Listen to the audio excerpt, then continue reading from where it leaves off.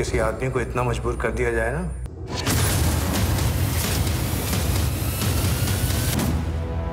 वो जो दो लड़की है ओका ठीक से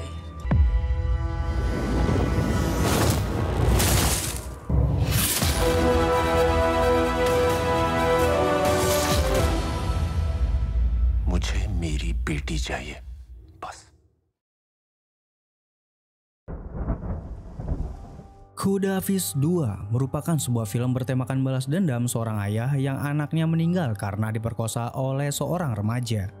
Diawali dari sepasang suami istri, sang suami bernama Samir dan sang istri bernama Nargis. Setelah berhasil menyelamatkan Nargis waktu di Noman pada film sebelumnya, kini Samir kembali ke India bersama Nargis. Namun kehidupan pasangan suami istri ini mengalami masa-masa sulit, di mana Nargis mengalami trauma setelah dirinya dipaksa menjadi wanita PSK di Noman. Oleh sebab itulah Nargis selalu mengkonsumsi obat depresi agar bisa meredakan traumanya. Sedangkan Samir, ia berusaha untuk tetap sabar menghadapi istrinya yang sedang trauma dan juga berusaha sebaik mungkin untuk menyelamatkan pernikahannya.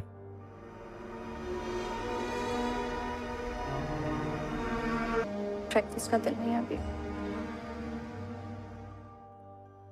Kemudian ketika Samir dan Nargis pergi ke dokter untuk terapi Nargis melaporkan kepada dokter bahwa dirinya masih terbayang-bayang mengenai peristiwa yang dialaminya, di mana pada waktu itu ia diperkosa berkali-kali pada saat di Noman. Beruntung Samir berhasil menyelamatkannya dan membawa pergi kembali ke India. Nargis juga bilang kepada dokter bahwa ia merasa kasihan terhadap dirinya sendiri dan merasa tidak pantas untuk Samir. Ia juga merasa kasihan terhadap Samir yang harus hidup dengan wanita seperti dirinya. एक बार नहीं, कई बार मेरा रेप किया गया। नरगिस बस। Setelah itu kehidupan Samir dan Nargis terus berjalan. Samir pun terbayang-bayang saat dirinya menikahi Nargis. Pada waktu itu suasana sangat bahagia, penuh sukacita. Namun sekarang Samir harus berjuang menyelamatkan pernikahannya agar pernikahannya tetap utuh. Samir pun juga berusaha untuk meminta saran dokter agar ia bisa memiliki anak sama Nargis, supaya Nargis bisa melupakan traumanya jika ada seorang anak di rumah tangganya. Namun dokter tidak menyarankan Nargis untuk hamil dikarenakan Nargis sedang mengkonsumsi obat-obatan. Samir pun menjadi pusing dengan kehidupannya, namun ia tidak gentar menghadapi situasi yang sedang ia alami.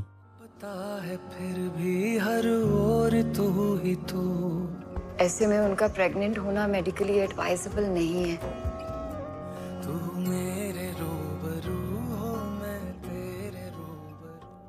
Lalu pada suatu hari, sahabat Samir yang bernama Depak telah kehilangan abangnya dan iparnya akibat sebuah kecelakaan mobil.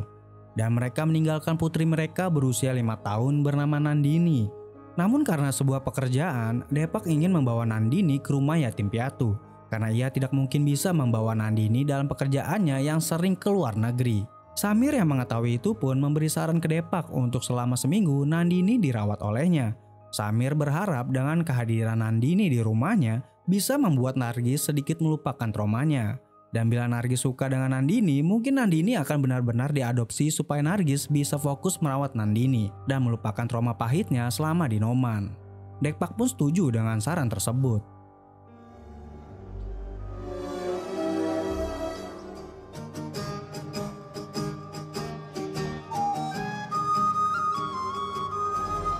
आ जाओ ये हमारा नया घर। Kemudian Samir pun membawa Nandini ke rumahnya. Pada awal pertemuan antara Nandini dan Nargis, Nargis tidak senang dengan kehadiran orang baru di rumahnya dan menyuruh Nandini untuk tidur sendiri di kamar orang tua Samir. आपके mummy papa का रूम खाली है, वहाँ सो सकते हैं।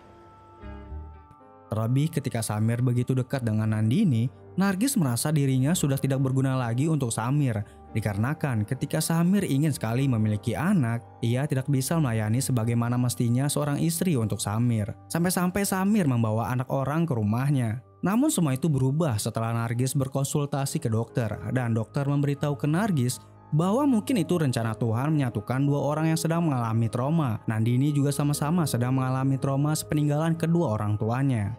खुदा का तरीका है दो टूटे हुए लोगों को जोड़ने का। Lalu ketika Nandini sedang bermain di luar rumah, tiba-tiba anjing tetangga menggigitnya. Nargis pun rela membahayakan dirinya sampai ia terkena gigitan anjing agar bisa menyelamatkan Nandini. Dan dari situlah Nargis mulai menjalin ikatan dengan Nandini.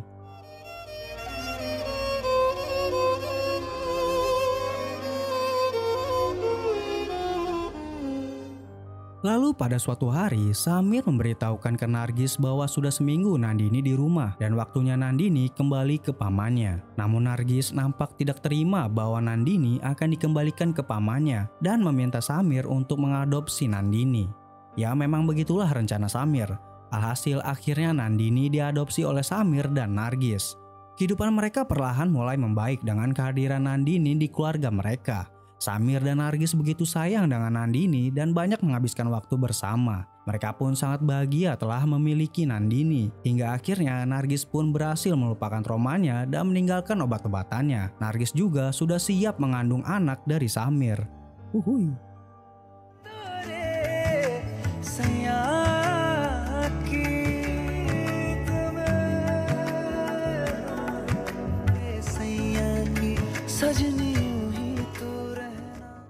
Namun namanya hidup pasti ada aja cobaannya. Kebahagiaan Nargis dan Samir tidak begitu lama. Nandini dan kakak kelasnya bernama Sema diculik oleh Bacu Thakur, cucu dari wanita yang menjabat di India. Sebut saja wanita tersebut Nyonya Thakur. Nyonya Thakur memiliki banyak anak buah yang tersebar di India. Salah satunya ada yang sebagai tukang daging di pasar, yaitu bernama Rashid.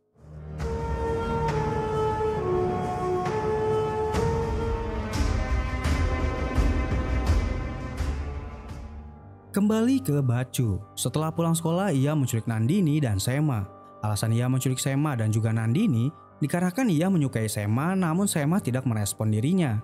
Dan Nandini saat itu sedang bersama dengan Sema.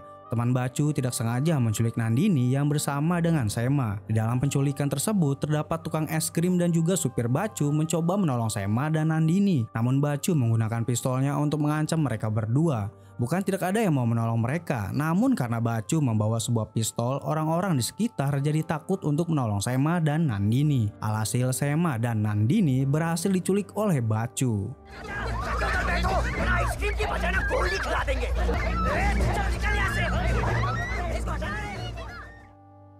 Setelah kejadian itu, Samir dihubungi oleh kepala sekolahnya Nandini dan Sema. Kepala sekolah itu memberitahu ke Samir bahwa Nandini telah diculik.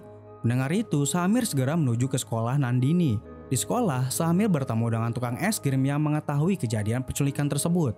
Tukang es krim itu pun memberitahukan ke Samir bahwa yang menculik Nandini dan Sema ada 3 siswa dan 1 supir.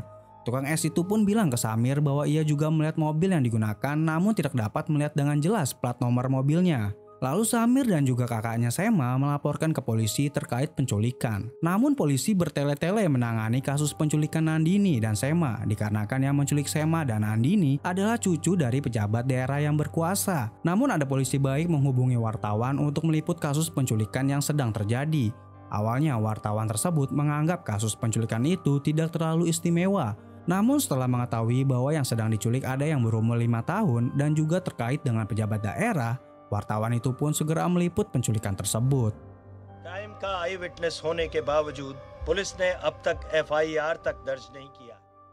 Kemudian di sisi yang lain, tahu bahwa cucunya telah melakukan penculikan, Nyonya Thakur menelpon sopir Bacu dan menanyakan keberadaan Bacu. Ia khawatir dengan keadaan cucunya yang sekarang sedang dicari oleh polisi. Supir Bacu pun memberitahukan bahwa Bacu dan teman-temannya sedang memperkosa Sema dan Nandini di rumah pertanian milik keluarga Thakur. Nyonya Thakur pun kaget mendengar hal tersebut. Lalu ia memerintahkan Rashid untuk menjemput Bacu dan membunuh Sema serta Nandini. Rape कर दिए अम्मा जी दोनों बच्चियों का.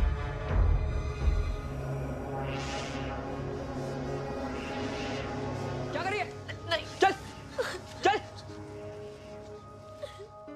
Sementara itu, Nargis yang khawatir bahwa Nandini belum pulang dari sekolahnya menelpon Samir. Samir yang tidak ingin Nargis tahu Nandini diculik, ia berbohong kepada Nargis dan mengatakan bahwa Nandini sedang bersama pamannya yang baru pulang dari luar negeri. Setelah itu, Samir yang sangat khawatir dengan kondisi Nandini dan Sema meminta bantuan tukang es krim sebagai saksi mata untuk menunjukkan arah mana mobil yang menculik Nandini dan Sema. Lalu mereka berdua pun memutuskan untuk mencari keberadaan mobil tersebut. Kemudian mereka menemukan sebuah toko yang memiliki CCTV yang mengarah ke jalan. Samir pun meminta pemilik toko untuk menunjukkan rekaman CCTV pada waktu kejadian. Setelah melihat rekaman CCTV, ditemukanlah mobil yang membawa Nandini dan Sema. Samir dan penjual es pun segera ke arah jalan yang dilewati oleh mobil yang membawa Nandini dan Sema. ये नीले वाली ये शहर से बाहर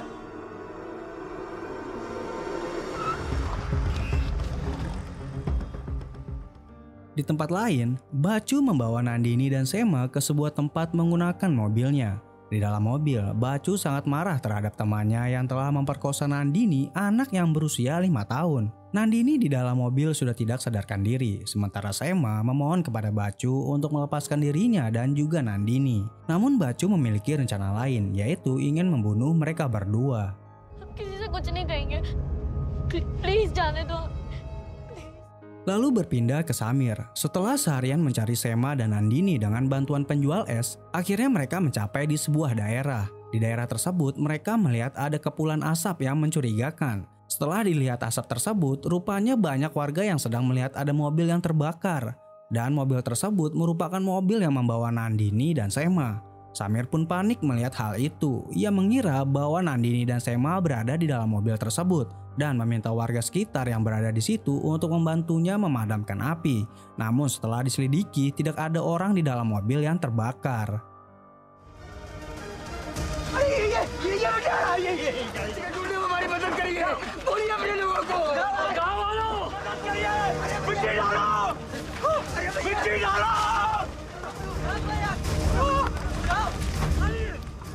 Kemudian Samir meminta para warga setempat untuk membantunya mencari keberadaan Nandini dan Sema yang hilang di sekitar tempat tersebut. Alhasil, Samir menemukan Sema terlebih dahulu dan sudah tidak sadarkan diri di sebuah ladang pertanian. Setelah Sema ditemukan, warga setempat langsung melaporkan kejadian itu ke polisi.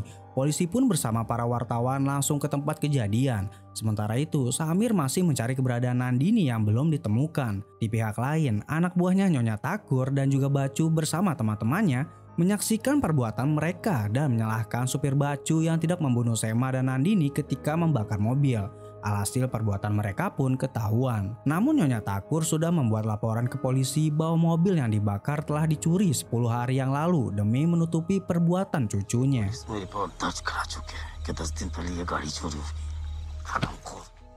Lalu Samir yang sedang mencari keberadaan Nandini, akhirnya ia menemukan Nandini yang sudah tidak sadarkan diri. Samir pun meminta bantuan polisi untuk menolongnya membawa Nandini ke rumah sakit. Sementara itu, wartawan meliput penemuan tersebut dan memberitakan secara langsung dari tempat kejadian. Kini warga India pun mengetahui semua peristiwa tersebut.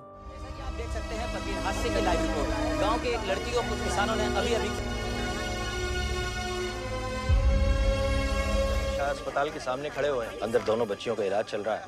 दोनों की स्थिति गंभीर बताई जा रही है। Kemudian di rumah sakit, Samir mendapat informasi dari kakaknya Sema bahwa yang telah melakukan perbuatan tersebut adalah Bacu, cucu dari Nyonya Takur, dan menjelaskan ke Samir bahwa Nyonya Takur adalah pejabat daerah. Kakaknya Sema tahu dikarenakan Bacu berulang kali terus mengganggu keluarga Sema. Lalu terdengar suara teriakan Nargis yang menandakan bahwa Nandini tidak terselamatkan akibat luka yang diterimanya. उनका पोता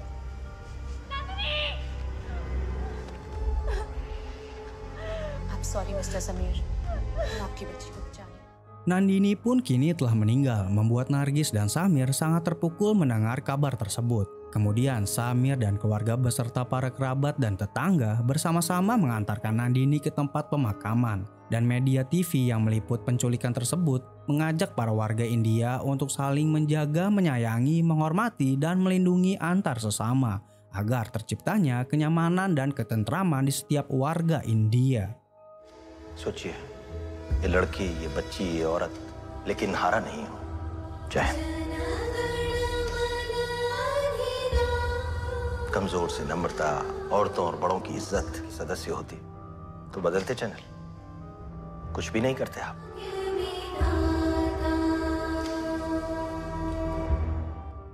Lalu Nargis yang melihat Nandini tewas karena diperkosa membangkitkan luka lama di dirinya dan meminta Samir untuk melenyapkan si pemerkosa. Dan Nargis menghimbau ke Samir selagi pemerkosa belum mati atau dilenyapkan, jangan harap bisa menemuinya.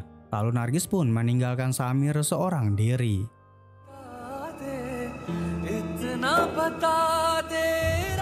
Cut नहीं जाते, फांसी पर लटकाए नहीं दिए जाते।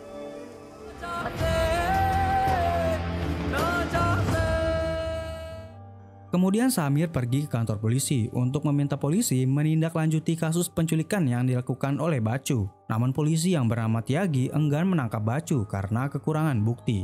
Sebab Nyonya Thakur sudah menyuap Tiagi untuk tidak melanjutkan lagi kasusnya. Terlebih lagi saksi mata yaitu penjual es telah dilenyapkan oleh Nyonya Thakur sehingga sulit menangkap pelaku. जुबान संभाल के बात करो यहाँ, क्या मतलब है? Akhirnya Samir datang ke rumah Tiagi dan memukuli Tiagi karena sudah kesal dengan tingkah laku Tiagi yang sebagai polisi tidak bisa menangkap pelaku. Dan oleh karena itulah Samir dijatuhi hukuman 60 hari penjara oleh pengadilan karena telah memukul polisi. Namun Samir mendapat simpati publik karena aksinya. Lalu Samir pun dibawa ke tempat penjara. Di sana ia satu kamar bersama pria bernama Tolha. Sementara itu Nyonya Thakur yang mengetahui bahwa Samir telah memukuli polisi dan mendapat simpati publik meminta anak buahnya untuk membunuh Samir di dalam penjara.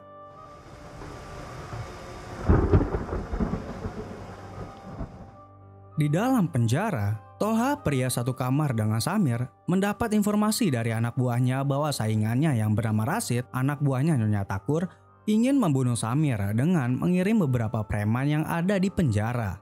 Mengetahui itu, Tolha membantu Samir untuk menghadapi preman-preman suruhan Rashid. Alhasil Samir pun dapat melawan para preman yang ingin membunuhnya dan juga membunuh ketua dari para preman tersebut.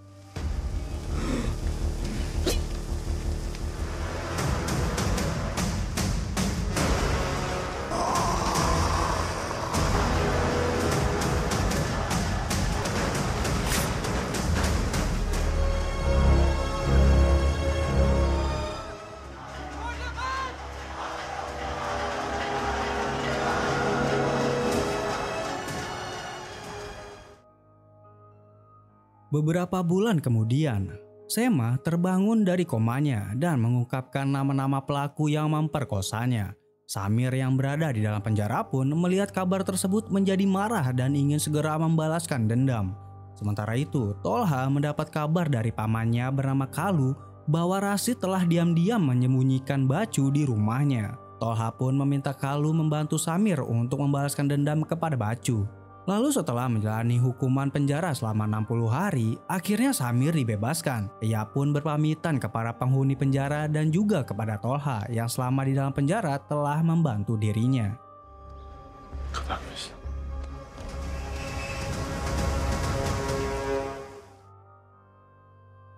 Kemudian saat Samir keluar, ia dijemput oleh kakaknya Sema dan membawa Samir ke tempat keluarga Tolha. Di tempat tersebut, Samir bertemu dengan Kalu dan Kalu memberitahukan bahwa keberadaan Bacu ada di rumah Rashid. Kemudian keesokan harinya Samir dan Kalu beserta anak buahnya menyerang ke tempat Rashid, yaitu si tukang daging. Samir pun melawan anak buahnya Rashid dibantu juga oleh Kalu dan anak buahnya.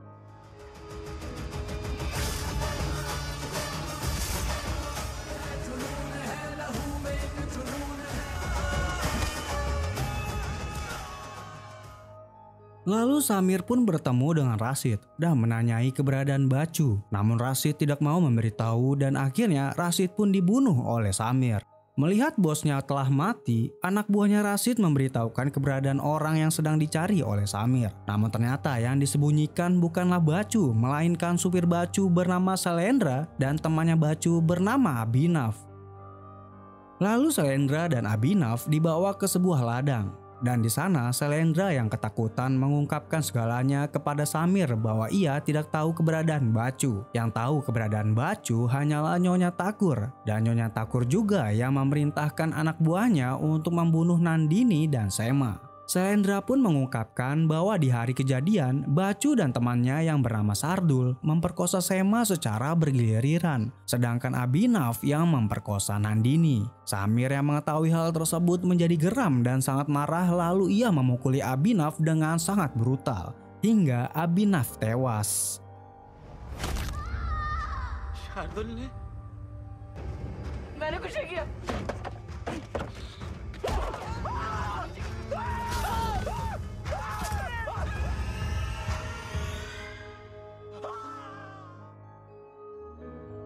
Keesokan paginya, polisi dan media menemukan mayat Abhinav yang telah tergantung di sebuah pohon. Dan media memberitahukan bahwa Sardul, yaitu temannya Bacu, telah menyerahkan diri. Kini tinggal Bacu, tersangka utama yang belum ditemukan. Lalu kepala polisi Avinas langsung menggeledah rumah Nyonya Thakur untuk mencari pelaku.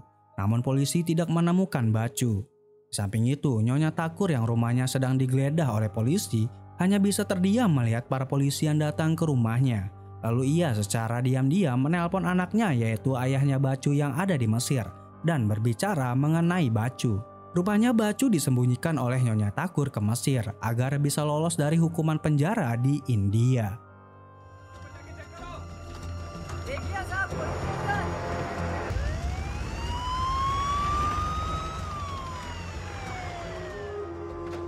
हाँ बचवा। अम्मा कहाँ करेंगे अब? Lalu pada malam hari, Samir ditemani oleh Khalu bertemu dengan kepala polisi Avinas. Di sana mereka bertukar informasi.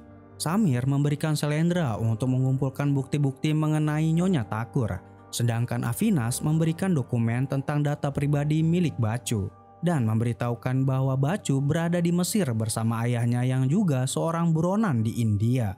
Avinas juga menjelaskan ke Samir bahwa pihaknya tidak bisa bekerja sama oleh pihak Mesir untuk menangkap Bacu dan meminta Samir untuk menuntaskan kasus Bacu di Mesir.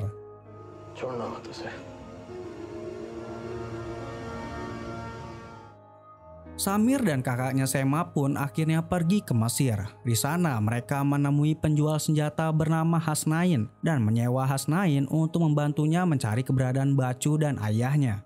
Lalu pada malam hari, Samir mendapatkan informasi dari rekannya Hasnain bahwa Bacu dan ayahnya berada di tempat gangster bernama Kamles. Bacu dan ayahnya berada di bawah perlindungan gangster Kamles. Setelah informasi dan lokasi sudah didapatkan, Samir memutuskan untuk menyerang gangster Kamles esok hari. Welcome back to where you need to be, huh? That's your man, Kamlesh. Morning dawn, best time to attack. Catch them off guard. Kemudian keesokan harinya, Samir, kakaknya Sema, dan Hasnain ketiganya menyerang gangster Kamles dan membunuh anak buahnya Kamles yang melindungi Bacu dan ayahnya. Samir pun dengan kemampuan bela dirinya mampu melawan anak buahnya Kamles walaupun harus menerima luka di tubuhnya.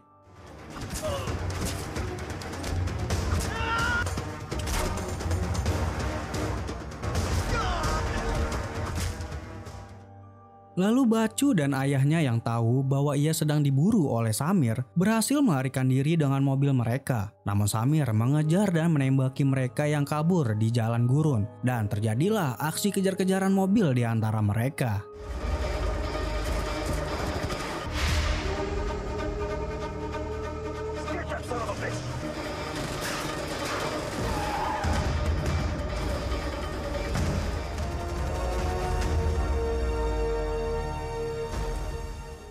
Kemudian ketika Samir sudah berhasil menghentikan Bacu dan ayahnya, Samir pun segera melampiaskan kekesalannya terhadap Bacu dan memukuli Bacu dengan brutal. Namun ayahnya Bacu mengganggu Samir hingga Bacu berhasil melarikan diri ke gurun. Kakaknya Sema pun tidak tinggal diam. Ia mencoba menghentikan Bacu, namun karena fisiknya terlalu lemah, ia pun dapat dikalahkan oleh Bacu. Sedangkan Samir berhasil melawan ayahnya Bacu dan mengejar Bacu yang kabur ke gurun piramid. Setelah itu, Samir dapat meraih Bacu dan membunuh Bacu. Pada saat bersamaan juga, kakaknya Sema berhasil menembak mati ayahnya Bacu. Bacu dan ayahnya pun kini telah tewas.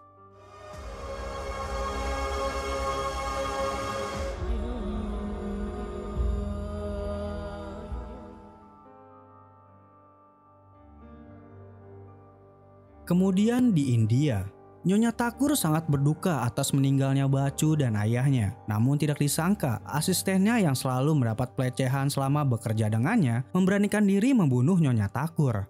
Nyonya Thakur pun tewas di tangan asistennya. Lalu setelah berhasil membalaskan dendamnya, Samir dikejutkan dengan kehamilan Nargis. Ia pun sangat berbahagia dengan kabar tersebut. Kemudian Samir pun melihat di luar rumahnya sudah banyak warga yang berkumpul dan memuji Samir. Warga pun juga menjadikan Samir menjadi seorang pemimpin di desanya dan menginginkan Samir menyelesaikan kasus para warga yang belum terselesaikan oleh polisi. Lalu di tengah kerumunan warga, Samir melihat Nandini. Mereka berdua pun saling melambaikan tangan. Dan itulah ending dari film ini.